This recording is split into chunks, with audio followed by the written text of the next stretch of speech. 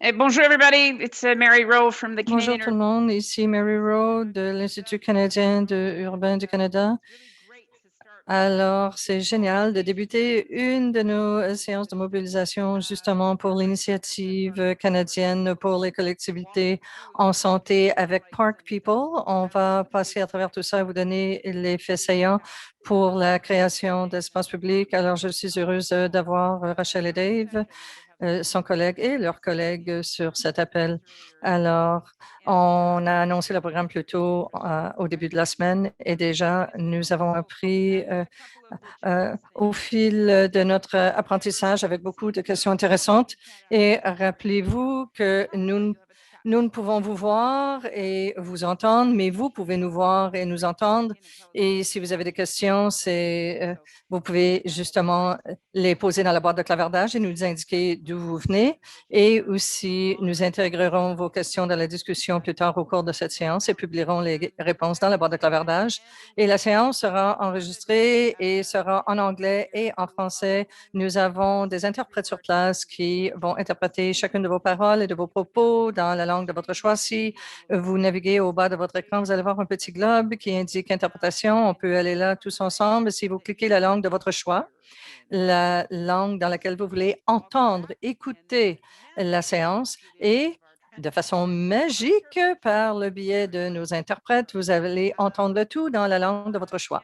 Et tel que vous savez, il y aura toutes sortes d'occasions pour rappeler et si votre question n'est pas répondue, elle va quand même se retrouver dans le boîte de clavardage et on va s'assurer de répondre à votre question. Tel que j'ai indiqué, je suis de l'Institut urbain du Canadien qui fait partie et est partenaire avec les autres organismes aussi tels Fondation communautaire Canada. Et aujourd'hui, je vous appelle de Toronto et le territoire traditionnel de nombreuses nations, dont les Mississauga du Crésil, les Anishinaabe et les Chippewas et aussi les Haudenosaunee et les Wendat et qui abritent maintenant de nombreux peuples des Premières Nations, des Inuits et des Métis de toute l'île de la Tortue. Je reconnais que Toronto est couverte par le traité. Ce programme veut passer en revue les implications d'équité pour les infrastructures et qui avait lieu ici au Canada pour voir comment on fait les choses différemment et de façon plus équitable et où les gens peuvent participer. Et ça reconnaît aussi les territoires que nous, les citadins et les bâtisseurs urbains, nous profitons et nous voulons nous occuper des terres et de façon collaborative avec justement les Autochtones et ceux qui sont responsables de notre historique. Alors, aussi, l'initiative pour des collectivités en santé est un investissement de 31 millions de dollars du gouvernement du Canada visant à soutenir les communautés dans la création et l'adaptation des espaces publics pour répondre aux nouvelles réalités de la COVID-19. Et les Park People, justement, ont travaillé, ont réalisé ces espaces publics et ils vont fournir leur expertise justement pour vous aider à formuler votre proposition et votre demande. Ça peut varier justement de 5 000 à 250 000. Il y a des projets à plus petite échelle menés par les communautés et des initiatives soulevées elles-mêmes par les communautés. Alors, nous encourageons les gens justement de collaborer avec les gens et de trouver des gens avec qui vous n'avez peut-être jamais travaillé auparavant. Nous voulons nous assurer que ce programme sera disponible aux plus petits groupes et aux communautés finalement qui ne se considèrent pas comme faisant partie de cette initiative. Mais oui, vous en faites partie. Alors donc, le portail s'est ouvert mardi et Fondation communautaire Canada est un système élaboré justement avec une demande de subvention et une plateforme pour envoyer vos demandes. Et bien entendu, l'échéancier est le 9 mars, alors il faut débuter. Et il y a un site web, effectivement, healthycommunitiesinitiative.ca avec une version en français. Et ensuite, il y aura une deuxième ronde en mai. Alors, on veut que les gens s'engagent et penser à travers la COVID, quelle est la composition physique de la communauté, comment est-ce qu'on peut la changer, la modifier pour promouvoir justement la cohésion sociale et pour apporter des avantages économiques et d'équité pour ces initiatives pendant les prochaines semaines. On appelle ces séances des séances de mobilisation. Tous nos partenaires, justement, vont entreprendre une séance telle que celle-ci aujourd'hui pour vous inspirer et vous prêter main forte avec toutes les idées que vous pourriez apporter et que vous avez justement pour votre communauté. Je vais céder la parole à Rachel. Elle va parler précisément quelle est la perspective et elle veut aussi vous prêter main forte pour vous aider à formuler votre demande. Merci beaucoup. Et nous anticipons que le tout sera catalysé partout à travers le pays pour avoir de meilleurs espaces publics. Merci. Et à vous, Rachel. Merci beaucoup. Marie, merci à tout le monde. Je me retrouve aussi à Toronto, le même territoire mentionné par Mary. Je suis très heureuse d'être ici avec vous tous aujourd'hui, cet après-midi. Mon nom, c'est Rachel et maintenant, je suis gestionnaire avec Park People. Je suis très excitée, emballée d'être ici pour cette première séance de mobilisation. Et aujourd'hui, on peut parler de simples moyens de créer des espaces sûrs et vivants et adapter les lieux publics et la programmation pendant la COVID. Alors, nous sommes ici justement pour avoir des idées pour adapter les espaces publics. Nous sommes là pour vous inspirer, vous aider à vous mobiliser au sein du programme tel que Mary a mentionné. Et justement, cette initiative est gérée par Fondation communautaire du Canada. Alors, si vous avez des questions au sujet de la demande de subvention, du programme, vous pouvez adresser vos questions justement à Fondation communautaire Canada. Nous sommes ici aujourd'hui pour vous inspirer et mobiliser les groupes de base qui peut-être n'ont jamais formulé une demande pour ce genre de subvention et on veut que ce soit une base très dynamique et active justement pour les communautés qui sont atteintes par la COVID. Alors, aujourd'hui, nous allons partager avec vous plein d'exemples des initiatives fantastiques qu'on a vues dans les dernières années à travers le pays pour vous inspirer et pour vous aider avec des idées pour vos propres demandes. Après la session, nous allons aussi publier un blog qui rassemble les exemples dont on va parler aujourd'hui. Et nous vous invitons aussi à participer dans le chat. C'est une opportunité de partager vos idées et vous inspirer les uns les autres. So we'll be sharing lots of awesome project ideas. Alors, on va partager des projets incroyables que nous avons vus pour les espaces publics partout à travers le pays. Après cette séance, Park People va aussi afficher un blog justement pour les idées partagées aujourd'hui. Et pour ceux qui ont assisté au lancement, le clavardage était vraiment un superbe endroit pour partager les idées et justement vos sentiments pour ces projets incroyables sur lesquels vous travaillez. Alors donc, avec moi aujourd'hui, nous aurons trois autres personnes de Park People qui vont parler. Dave Harvey, qui est directeur général et fondateur de Park People, et Marie-Hélène, qui est notre coordonnatrice recherche de projets au Québec, et Mash Saleomoun à Vancouver. Donc, pour ceux d'entre vous qui ne connaissaient pas, Park People, les amis des parcs, justement, appuient, mobilisent et aident les citoyens à activer le pouvoir des parcs et d'améliorer la qualité de vie partout à travers le pays et aident aussi le personnel municipal partout à travers le pays. Et nos programmes fournissent ces communautés avec les outils et l'inspiration nécessaires pour animer, améliorer leur parc. On va faciliter aussi l'échange d'informations et pour les Canadiens et apporter des idées et aussi concrétiser les idées fournies par les communautés. Et nous célébrons notre 10e anniversaire. Et nous avons des bureaux sur le terrain. Nous avons des bureaux et du personnel sur le terrain à Montréal, Toronto et Vancouver et de nouveaux endroits, beaucoup d'endroits pour travailler avec la communauté. Nous avons un réseau composé de 900 communautés de base et on travaille dans 40 villes à travers le pays et des nombreux programmes d'équité aussi dans la plupart des principaux centres urbains. Et nous avons des ressources en ligne incroyables que vous pouvez consulter et des guides pratiques pour planifier des activités, des événements et la façon d'animer les parcs et les espaces publics. Vous allez aussi trouver un guide et des ressources pour la planification et des cas d'études très intéressants. Et nous avons aussi un communiqué mensuel où vous pouvez vérifier justement les événements qui ont lieu et pour vous tenir au courant des événements, des activités et aussi un groupe Facebook bilingue de Park People. Nous vous encourageons à vous brancher et à rester en contact avec nous. Et maintenant, nous allons passer à Dave. Merci, Rachel.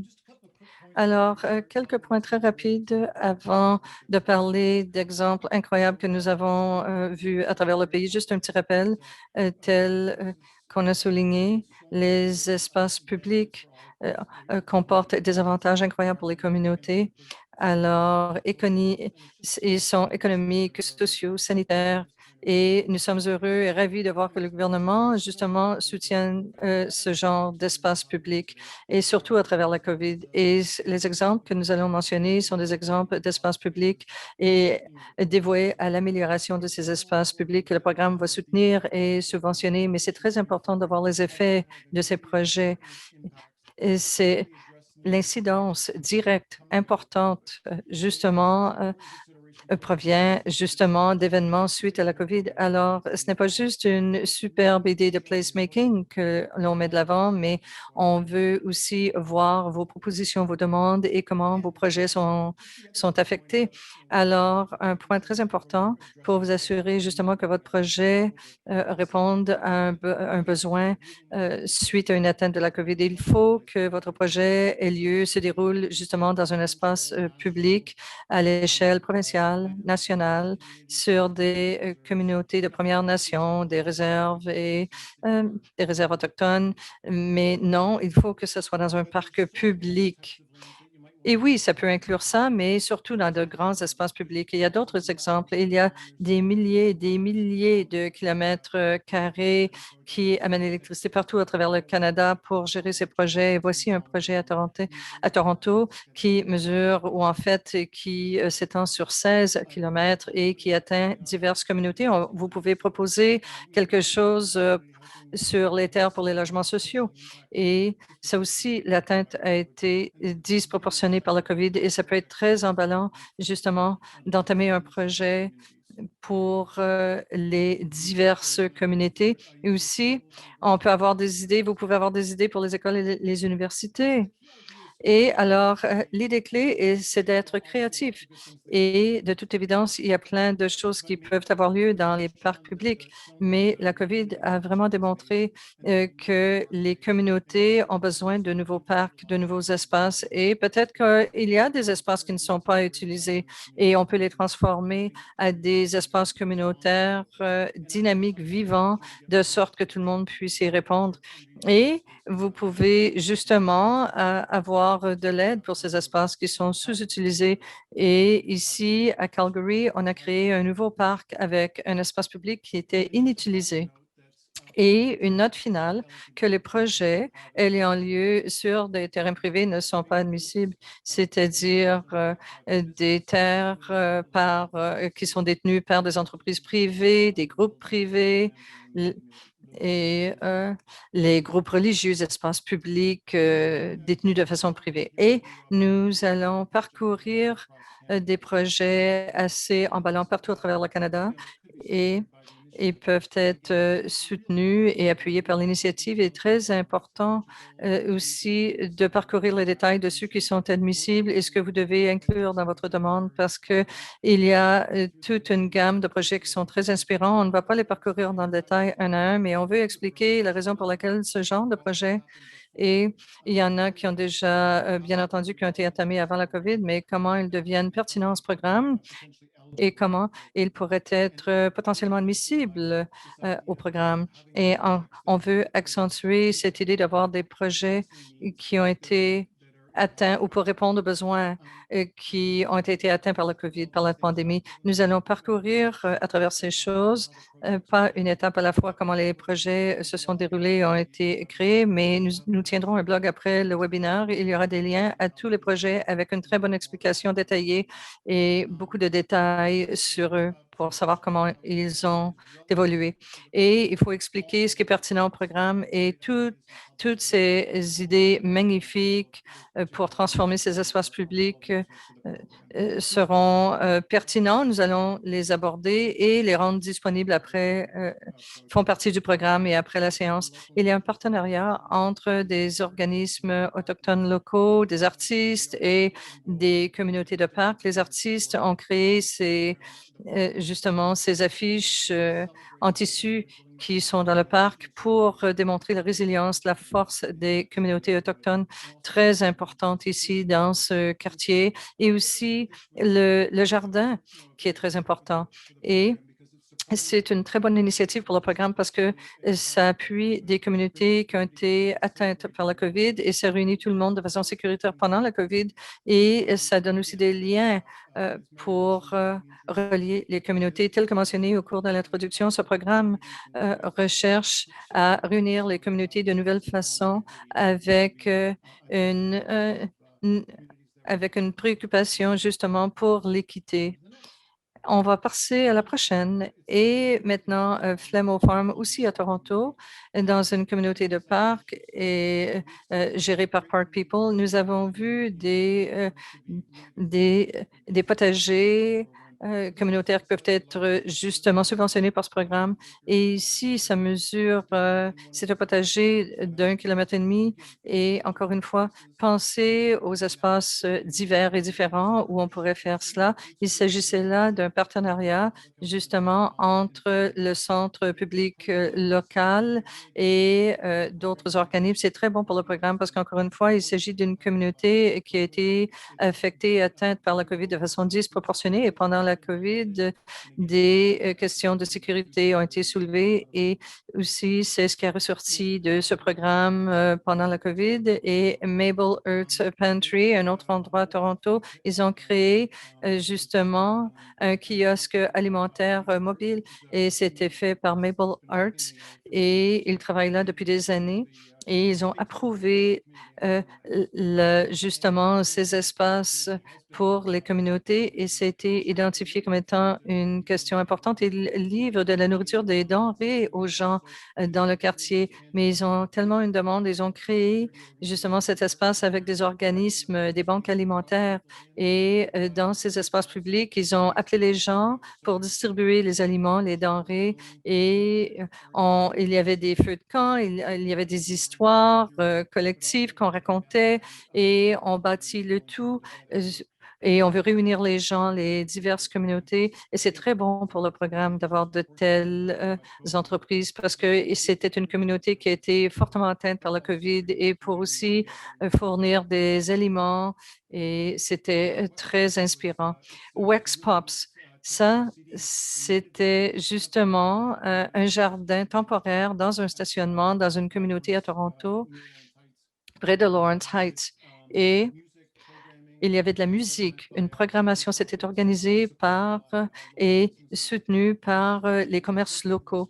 Et un projet de ce genre peut être incroyable pour le programme parce qu'on soutient une communauté qui a été atteinte de façon disproportionnée par la COVID encore. Le quartier était aussi très frappé par la COVID et en fait, on réunit les gens dans ces espaces et ça a été soulevé justement pendant la COVID et ça réunit les gens.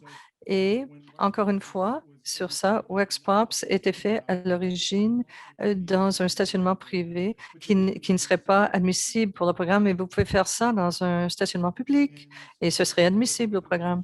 Alors, Milky Way Indigenous Initiative, initiative autochtone Milky Way, gérée par un organisme à but non lucratif à Toronto avec le soutien des chefs autochtones et ils tentent justement de donner accès aux connaissances intergénérationnelles pour pratiquer les cérémonies traditionnelles et spirituelles et les connaissances. Alors, ça apporte au parc, justement, en personne et pendant la COVID. On a fait ça à distance pendant la pandémie, mais c'est pour aussi accentuer le fait que ce genre de projet est important au programme parce que ça soutient les communautés qui ont été grandement atteintes par la pandémie et aussi pour faire ça de façon sécuritaire après la COVID, on veut poursuivre ce programme. Et maintenant, Marie-Hélène va nous parler de d'autres projets. Merci Dave. Bonjour et bienvenue à tout le monde. Donc, je suis située à Montréal et je tiens à souligner que les terres sur lesquelles je me trouve font partie du territoire traditionnel non cédé de Kanien'kehá:ka, qui a longtemps servi de lieu de rassemblement et d'échange entre les nations. Donc, aujourd'hui, je vais vous présenter 5 cas inspirants qui se trouvent à Montréal. Donc, d'abord, la forêt éphémère. Donc, qui est une initiative de la Coalition des Amis du Parc Jarry, qui a eu lieu début janvier dernier dans l'arrondissement Villeray-Saint-Michel Parc Extension. Donc, l'initiative était une installation temporaire, donc de type pop-up d'arbres de Noël recyclés, donc, et qui a vraiment insufflé beaucoup de rêves et d'espoir. L'initiative, en fait, a rassemblé 250 conifères qui ont vraiment, qui ont été apportés par divers citoyens du quartier. Puis, les gens étaient aussi invités à suspendre sur une branche des arbres un souhait pour le parc, pour les années à venir, et plus de 200 souhaits ont été récoltés. Puis, au bout des 2 semaines des installations, il y a eu un service spécialisé qui a pu récupérer le bois et qui s'est chargé de recycler les arbres adéquatement. Donc, on voit ici vraiment là, la nécessité, donc pendant l'hiver, d'avoir une sorte d'animation, surtout avec le contexte du COVID actuel. Donc, c'est vraiment une initiative qui répond aux critères du programme parce qu'il permet d'encourager de façon sécuritaire l'engagement communautaire pendant la pandémie. Puis, l'effet de la forêt a été vraiment de créer une connexion humaine très forte à un moment où les gens en avaient vraiment le plus besoin. Ensuite, on va passer à Singa Québec, qui est un mouvement citoyen ayant pour but de créer des liens entre les personnes nouvellement arrivées au Québec, entre autres des réfugiés et la société d'accueil. Donc, leur projet « Déconfinons l'espoir, une balade dans nos vies » a lieu en ce moment même au Parc La Fontaine et ensuite continuera sa route au Parc Jarry. Qui est une exposition photo itinérante qui est présentée en collaboration avec nous, les Amis des Parcs. Puis, donc, ce projet, ça vise vraiment de lutter contre tout cet isolement de la pandémie et aussi, bon, le froid qui peut être un frein à sortir. Donc, c'est cette idée d'amener la culture dans les parcs et donc faciliter le partage interculturel et la redécouverte de nos parcs. Donc, les photos qui ont été prises par 3 femmes retracent leur parcours de vie, leur pays d'origine et aussi donc leur arrivée à Montréal avec des témoignages autant à l'écrit en français, en arabe, en turc, espagnol et anglais. Donc, voici un autre exemple vraiment porteur donc, de comment on peut initier des mouvements communautaires et artistiques dans les parcs. On suit avec le cas de la forêt nourricière de Lac-Saint-Charles, qui est située dans la ville de Québec, qui est une première forêt nourricière sur un terrain de la ville de Québec. Juste nous rappeler qu'une forêt nourricière consiste à créer un écosystème nourricier, donc en harmonie avec la nature, qui va alimenter les citoyens, mais qui, avec le temps, va aussi nécessiter de moins en moins d'entretien. Donc, vraiment, chaque personne peut participer à cette expérience collective.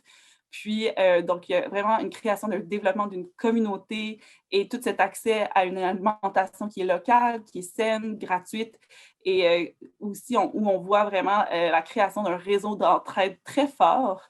Donc, ce projet-là,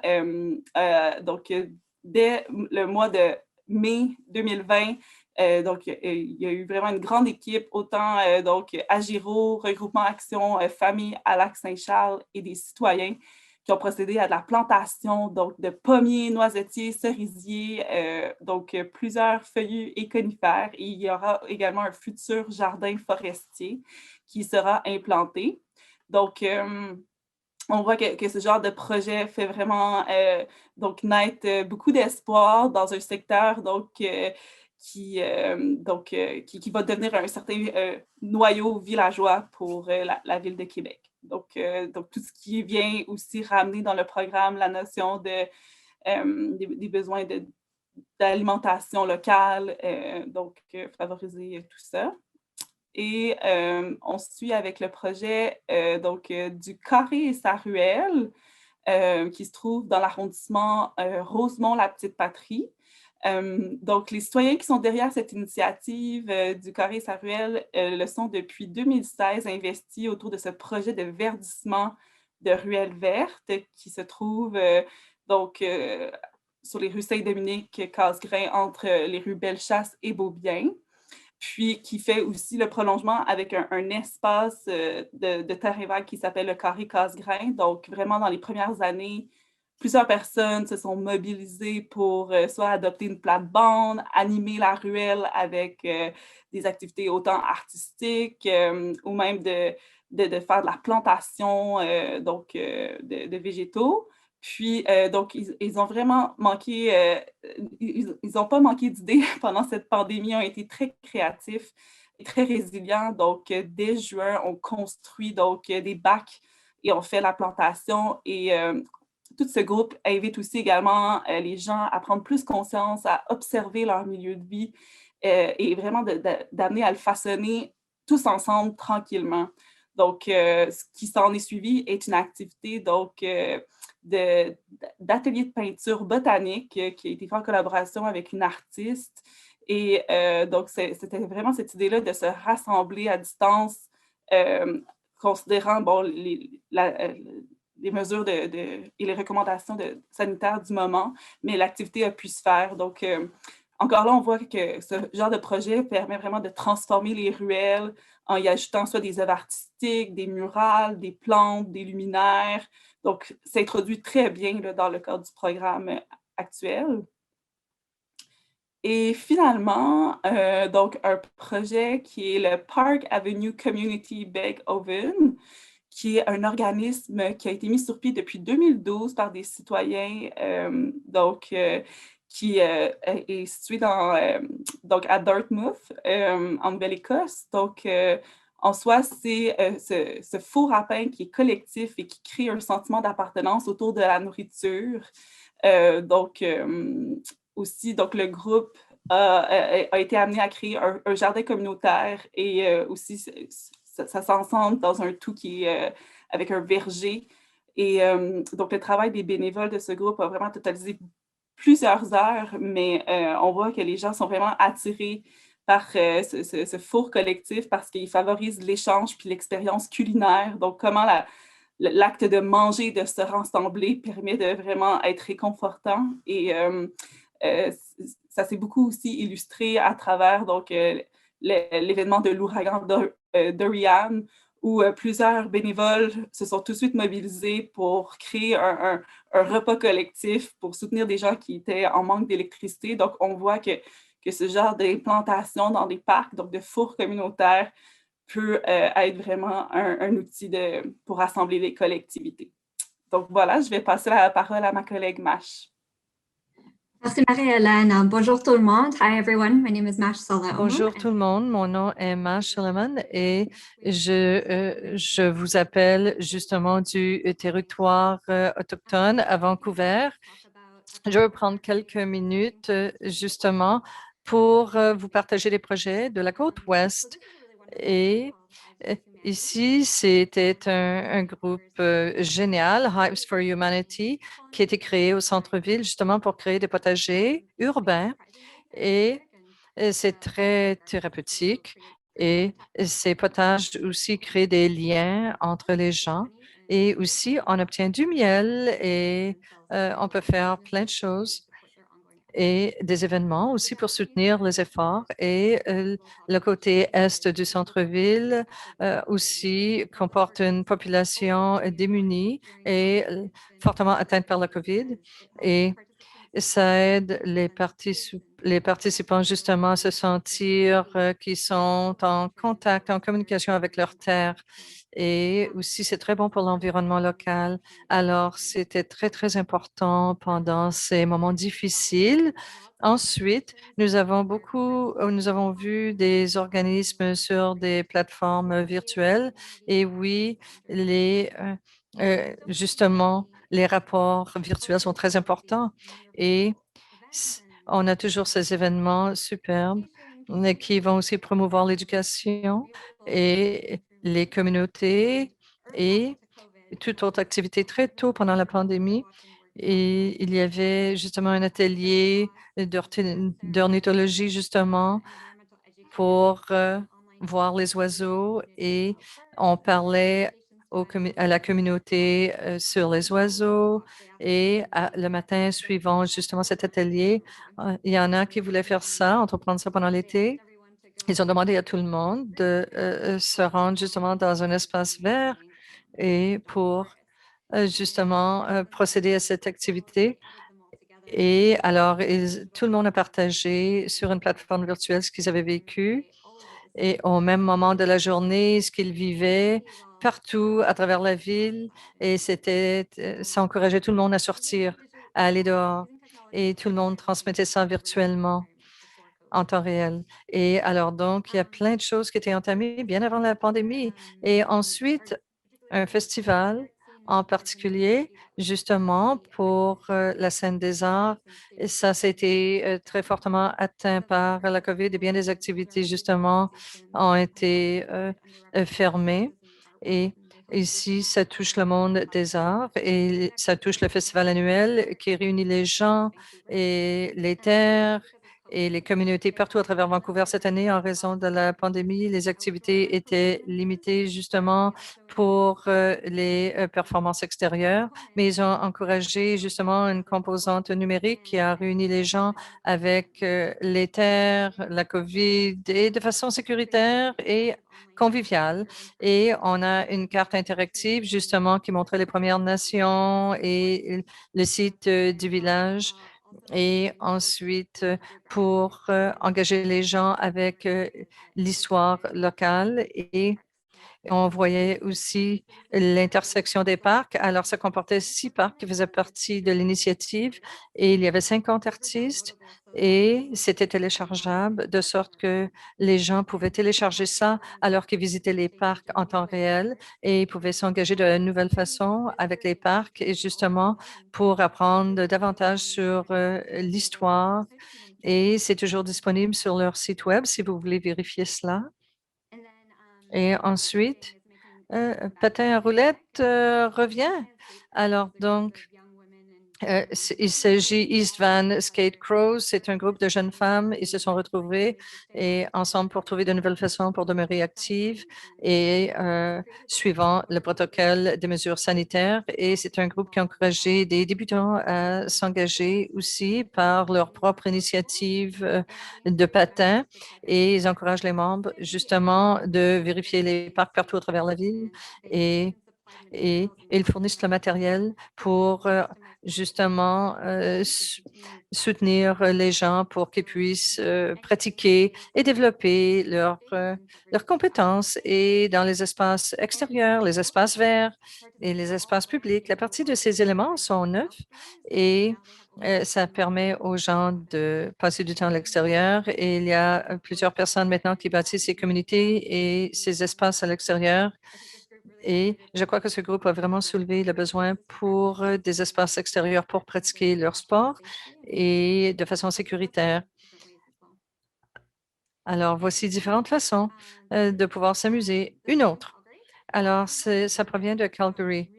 Alors, cet événement s'appelle Contain R et c'est vraiment génial Et justement, c'est en respectant, bien entendu, le protocole sanitaire de la COVID. Et ici, ces conteneurs extérieurs peuvent être utilisés pour des installations extérieures. Et ce projet, justement, répondait à la demande de besoins d'occasions accrues pour la jeune communauté pour pouvoir socialiser entre eux et aussi apporter une contribution valable et importante. Et ça existe depuis quelques années, mais à chaque fin de semaine, ils tiennent tout un festival. Mais ici, pendant la COVID, bien entendu, il fallait que ce soit prolongé ou mené sur d'autres journées, justement pour encourager la participation de la communauté. Mais j'ai plein d'autres idées à partager. Cependant, c'est l'heure des questions. Merci beaucoup et merci à vous tous qui assistez et les idées qui sont emballantes, qui sont partagées dans la boîte de clavardage. Le travail est inspirant, vos idées sont inspirantes et encore une fois, j'espère que tout le monde regarde la boîte de clavardage de sorte à tirer une inspiration l'un de l'autre parce que nous ne détenons pas toutes les idées et toute l'information. Il s'agit de réunir les gens et de partager les idées de projets. Il y a une tonne de questions soulevées sur plein de choses et dans les prochaines 24 minutes, nous allons tenter de passer à travers diverses questions et j'aimerais vous présenter Alison Sidney de Fondation communautaire Canada et il y a plein de questions et je tente de les parcourir, d'en choisir quelques-unes, mais il y en a quelques-unes qui soulèvent des points très importants. Le webinaire est enregistré. Vous pouvez y revenir et parcourir le tout parce qu'on va partager beaucoup de renseignements. Il y a plein de ressources qui sont disponibles. Il y a aussi des lignes. Il y a des gens que vous pouvez contacter. Alors, on n'aura pas tout le temps d'aborder toutes les questions, mais ce sera tout transmis à Fondation communautaire Canada et aussi avec vos autres questions. Plein de gens soulèvent des questions. C'est un premier webinaire. Alors, c'est pour ça, il y a bien de gens qui assistent pour la première fois à ce webinaire. Alors, ils ont des questions également. Alors, les questions en commun touchent comment faire. Alors, est-ce qu'on peut faire ça justement sur des terres résidentielles ou qui sont détenues par certaines autorités? Est-ce qu'on peut aborder ces questions touchant les terres parce qu'on a parlé justement des terres et comment les organiser? Oui, merci beaucoup de m'avoir invité. Oui, je regarde le clavardage, c'est incroyable, l'engagement est impressionnant. Alors, je vous demande un peu de patience. Je me sens un petit peu brûle pour point ici, mais lorsqu'on parle des terres, les programmes qui se déroulent et le projet doit se dérouler sur des terrains publics. Alors, il faut que ça soit accessible au grand public. Alors, lorsqu'on parle d'autorité de conservation, alors, il faut que les terres ou les terrains soient accessibles. Je pense à Inouï, justement, pour avoir accès à ces terrains ou à ces terres. Oui, nous avons aussi des questions pour ces distinctions parce que, encore une fois, il y a tellement de questions qui viennent justement de certains groupes spirituels. Si je ne peux pas faire une demande ou postuler pour un projet sur nos terres, est-ce que je peux déposer une demande pour un autre endroit? La réponse est oui. C'est pas que vous ne pouvez pas déposer une demande pour le programme, c'est juste que le projet ne peut pas se dérouler ou avoir lieu sur des terres privées. Alors, en ce qui touche les parcs provinciaux, fédéraux, alors même le gouvernement fédéral ni le gouvernement provincial ne peut pas déposer une demande pour des projets sur leur propre terre. Alors oui, ça peut être mêlant, un peu confondant pour les exemples. Et j'ai tiré un exemple d'un jardin biologique ou un potager biologique. Est-ce que vous avez une réponse pour justement mettre en place un projet sur leur terre? Mais je ne sais pas de quoi il s'agit. On parle de potager ou de jardin? biologiques. Non, on parle de jardin botanique, je suis désolée. Alors, est-ce que ce serait sur une terre accessible au grand public ou s'il faudrait payer pour avoir accès à ce terrain? Je ne suis pas certain. On ne connaît pas tous les paramètres. Il s'agit d'un jardin botanique et il s'agit d'un organisme caritatif privé et il y a aussi un groupe religieux impliqué. Alors, c'est important de poser certaines de ces questions au sujet de l'appartenance des terres ou du terrain. Oui, le message clé est le suivant. Assurez-vous que votre organisme est admissible à faire une demande et l'endroit, le lieu où le projet aura lieu doit être accessible au grand public. C'est de fournir des services pour la programmation aux endroits qui sont accessibles au grand public. Alors, tout ce qui comporte des terrains privés où il faut payer pour y avoir accès, où on a besoin de permission pour accéder à ces terrains, ne sont pas admissibles. L'espace doit être accessible au grand public pour que les gens puissent jouir de votre projet. Et rattaché à cette question, alors, oui, nous avons reçu beaucoup de questions sur ceux qui étaient admissibles, qui pouvaient déposer une demande. Il y en a qui sont un individu ou un groupe à but non lucratif.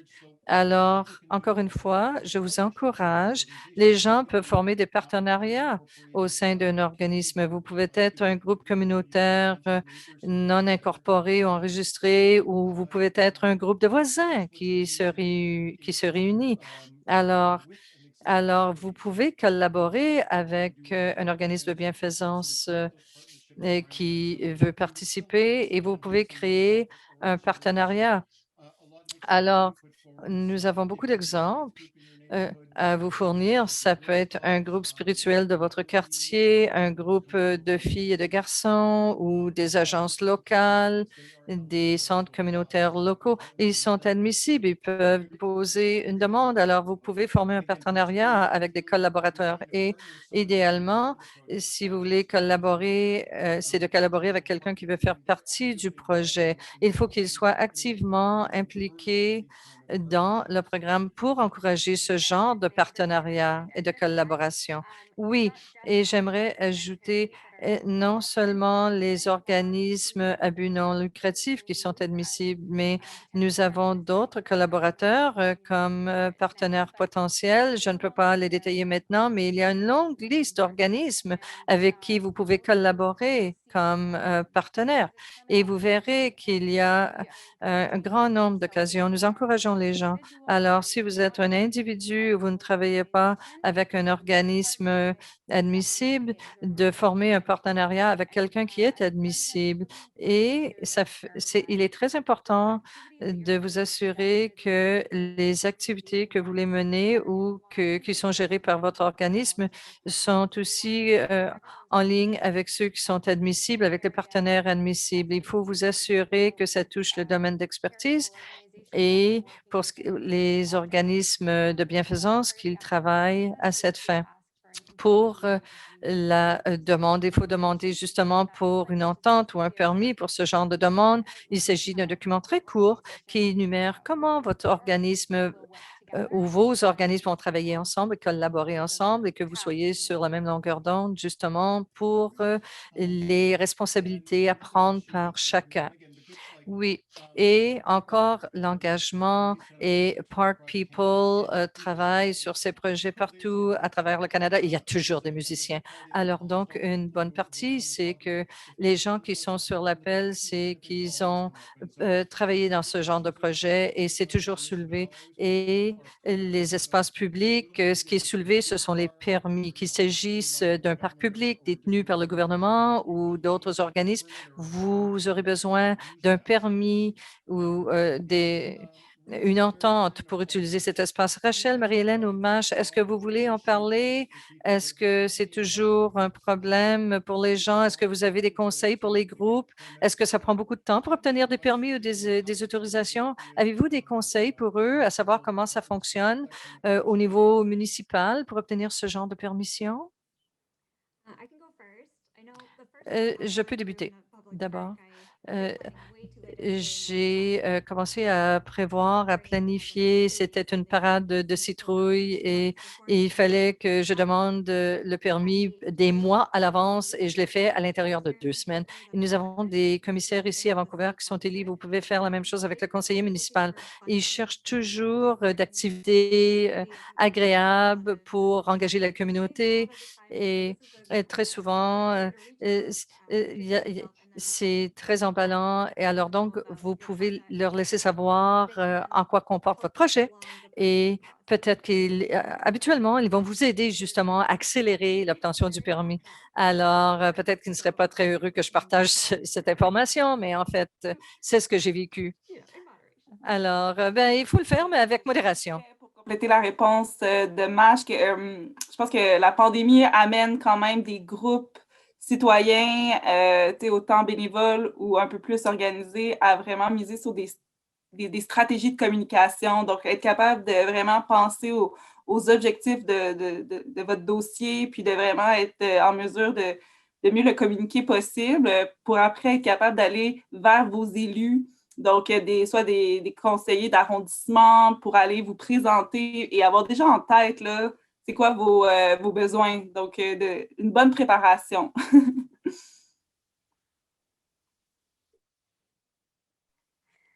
That's really good advice. I'll just Très bon conseil.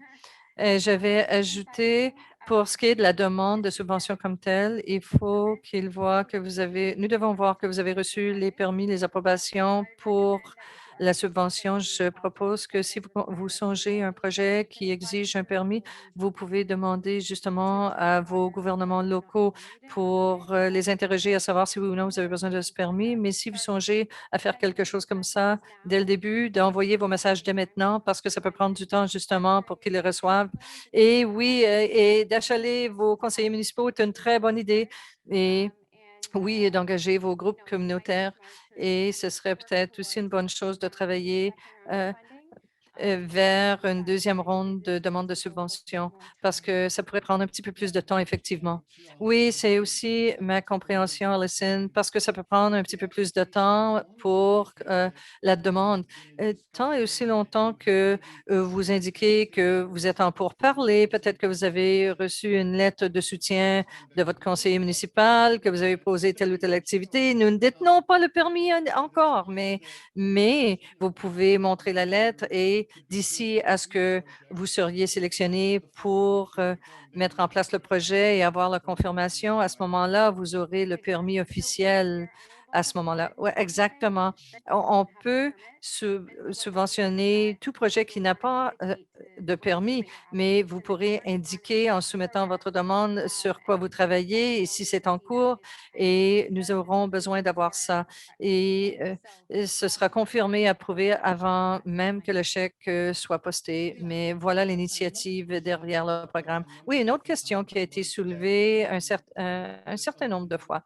Alors, on a parlé des projets et ils sont abalants et oui, ils ont réuni les gens à bien des endroits et en raison des protocoles sanitaires de la pandémie, on ne peut pas effectuer ce genre d'activité en ce moment.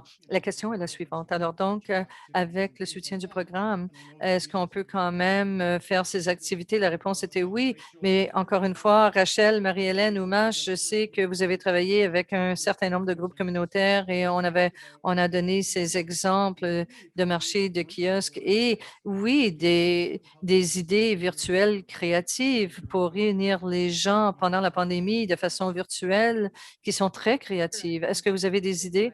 Oui, je peux débuter. Oui, définitivement. Euh, la courbe d'apprentissage numérique et virtuel pendant la pandémie était assez élevée et je l'ai aussi vu dans les écoles. J'ai deux jeunes enfants qui font l'enseignement à domicile virtuel. Un des concepts avec lequel je suis devenue plus familière cette année, c'est-à-dire qu'il faut faire des choses, la même chose à divers moments. lorsqu'on parle de réunir les gens dans les parcs et les espaces publics, il y a cette idée qu'il y a cette occasion que les gens peuvent faire à différents moments, mais pas tous en même temps, au même endroit.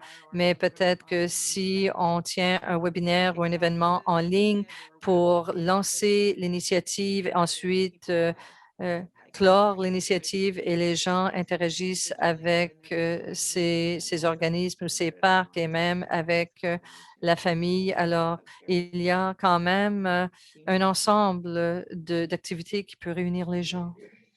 Superbe. Oui, et encore une fois, avec les exemples, il y a une question soulevée. Oh, bon nombre d'exemples portaient sur les centres urbains. Encore une fois, Park People cible les villes et il s'agit de terres de Premières Nations, communautés autochtones, les rôles, les villes. Alors, c'est tout le monde ensemble. Encore une fois, ce sont différentes façons pour réunir les gens de façon créative et c'est admissible pour des communautés partout à travers le Canada, peu importe la population. Et encore une fois, ce geste peut-être dans de petites communautés, peut-être que vous êtes un peu plus souple ou flexible et que les permis sont plus faciles à obtenir. Alors, on encourage ces demandes provenant de toutes ces communautés. Alison, je ne sais pas si tu as d'autres conseils à cet effet. Oui, c'est un point très important. Merci de l'avoir soulevé. C'est tellement important. C'est superbe. On veut que ça soit ouvert, accessible à tout le monde partout à travers le pays, dans toutes les communautés. Alors, on pense aux gens du Nord, on pense aux gens dans des endroits ruraux, dans des communautés rurales, aussi dans les villes. Et si vous représentez une communauté, vous assistez à ce webinaire et vous ne connaissez pas ces exemples qui vous semblent peut-être trop urbains, mais si vous vous demandez comment ça peut s'appliquer à votre communauté et quels sont les exemples, nous avons tenu des consultations avec des groupes consultatifs. Alors, il y a des exemples justement dans le guide de demande provenant de communautés rurales et des gens du Nord. Et on souhaite que vous puissiez vous voir dans ces exemples, justement, qui pourraient s'appliquer à vous. Oui, et beaucoup de questions soulèvent bien des points. Et encore une fois, ce sont ces groupes qui assistent, ces groupes qui sont superbes, formidables, qui assistent à ce webinaire et ils se sont réunis pendant des mois et des mois. Et encore une fois, deux choses. Vous n'avez pas besoin de la permission officielle lorsque vous formulez votre demande, mais il faut tenter d'être créatif et on trouve partout à travers le Canada que les gouvernements tentent euh, de répondre. Et oui, il faut, dans les communautés, respecter les protocoles sanitaires, mais nous voyons beaucoup plus de souplesse. Il y a des petites choses telles, des cities vont en parler en matière de mobilité, mais pendant des années, les organismes ont tenté de fermer les rues pour les rendre piétonnières et plus actives. Et oui, il y a beaucoup plus de souplesse et de créativité qui tournent autour de cela. Alors, peut-être que votre communauté ne peut pas tenir quelque chose dans un parc public, mais peut-être que vous pouvez tenir quelque chose dans un stationnement public parce qu'il n'y a pas beaucoup de voitures ou dans une rue urbaine ou de votre ville. Mais ça va dépendre de la pandémie. Mais les conseillers municipaux veulent travailler avec des gens créatifs et créatrices. Alors, on ne peut pas juste faire ce qu'on faisait par le passé, mais je crois que le programme va vouloir soutenir et engager et aussi tester certaines de ces idées qui sont formidables également. Et qu'est-ce que j'ai vu? J'ai vu une autre question ici.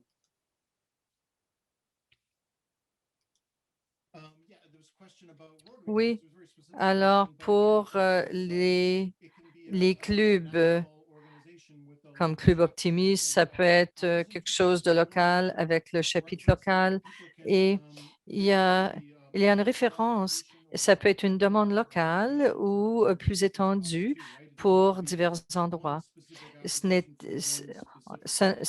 c'est pas nécessairement juste une demande précise pour un endroit précis. Ça peut être élargi de par le même organisme. Mais oui, alors donc une demande pour le premier cycle ou la première ronde.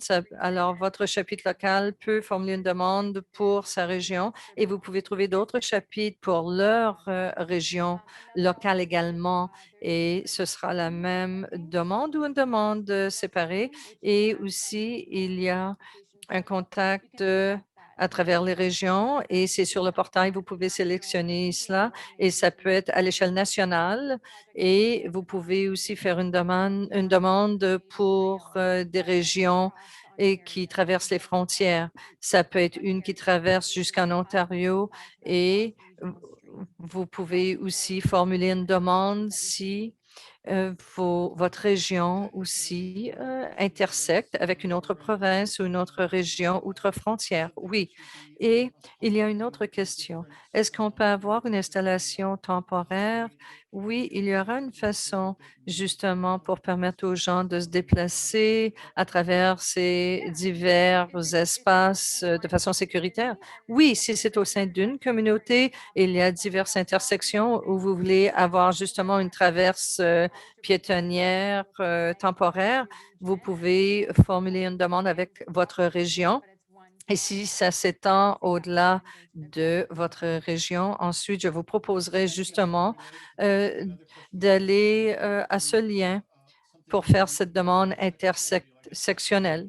Oui, et pour la technologie, peut-être qu'il y a des applis aussi pour permettre aux gens d'être plus actifs. Justement, un des courants, c'est pour utiliser de façon numérique, on pourrait avoir accès à cela et aux diverses composantes du programme également. Oui, tout à fait. Certainement, il y a les 3 thèmes. Alors, vous pouvez formuler ou déposer une demande pour un projet qui comporte différents thèmes. Ça peut être la mobilité, ça peut être les infrastructures d'espace public. Vous déposez votre demande auprès de votre région pour ce projet et je crois que notre guide du demandeur, nous aimons voir toutes sortes de projets sur un thème ou plusieurs thèmes en même temps. Et nous n'avons pas d'allocation pour chacun des thèmes ou de répartition précise, mais ce serait génial d'avoir plusieurs thèmes sous une même demande. Merci beaucoup, Alison. Je ne savais pas comment répondre à cette question. Merci beaucoup. Non, ça va, ça va.